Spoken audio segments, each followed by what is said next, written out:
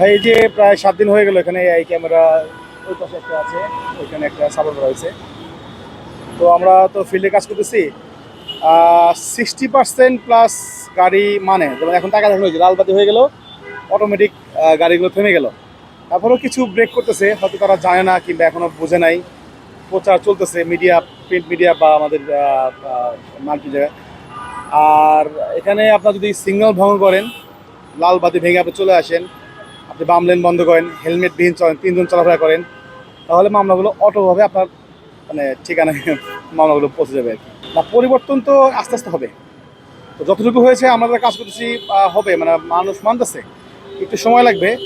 But মানুষের মধ্যে একটা সচেতনতা তৈরি হচ্ছে যে না, আমাকে এটা মানতে হবে না, মানলে মানবে, এবং এটা হচ্ছে, একটু সময় লাগবে, বাট এটা ভালো রেসপন্স পাওয়া যাচ্ছে। আর নিয়ন্ত্রণটা হচ্ছে আমাদের এখানে ট্রাফিক কন্ট্রোল বক্স আছে, কন্ট্রোল রুম আছে, ওখানে অপারেটর থাকেন, উনি এই সিগন্যাল লাইট মেনটেন করেন। আর এই তো ক্যামেরা হচ্ছে ওরা নিজস্ব ওইটা ধারণ করে, আপনার ডিএম হেডকোয়ার্টার থেকে এরা কাজ করা হয়। না, রিক্সা যদি খেয়াল করেন, আমাদের ভিআইপি রোডটা, এই রোডে কিন্তু রিক্সার মানে আধিক্য আপনার কম।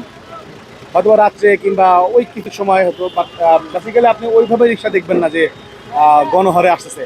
আমরা আইন ব্যবস্থা নেই, তো সেই হিসাবে এই রিক্সার জন্য কি এখনো এইভাবে এই প্রভাবটা এই বিহেভি রোডে পড়তেছে না। আইন মানতে বাধ্য, তো আমরা সবাই আইন মানতে বাধ্য। এআই সিস্টেম চালু হওয়ার পর থেকে বেশ ভালো রেসপন্স পাওয়া যাচ্ছে। সবাই চেষ্টা করতেছে আইনটাকে ফলো করার জন্য।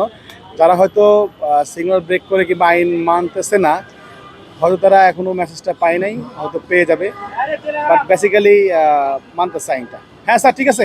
কেউ যদি আইন অমান্য করে তাহলে কত টাকা মামলা দেবে? এটা হচ্ছে আপনার বাইকের মানে গাড়ি, গাড়ির উপর ডিপেন্ড করে। বাইকের জন্য যেমন সর্বনিম্ন 1000, তারপরে হচ্ছে অ্যাকর্ডিং টু ল ধারানো যাবে। প্রাইভেট কারের জন্য সর্বনিম্ন 2500 বা 3000, এরকম।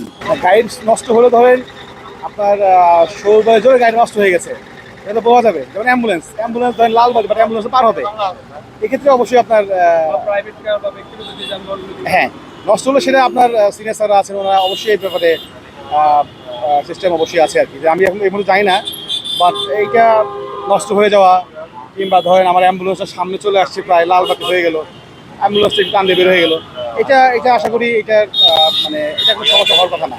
না, নষ্ট হয়ে গেলে মামলা দিব কেন? নষ্ট হয়ে গেলে আমি সাইড করাবো।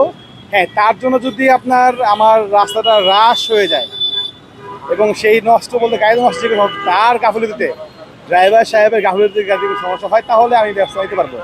আর নর্মালি আমরা নষ্ট সাইড করি, বোঝার চেষ্টা করি যে কী কারণে নষ্ট হলো, সমস্যাটা কি, তারপর আমরা ব্যবস্থা নিই।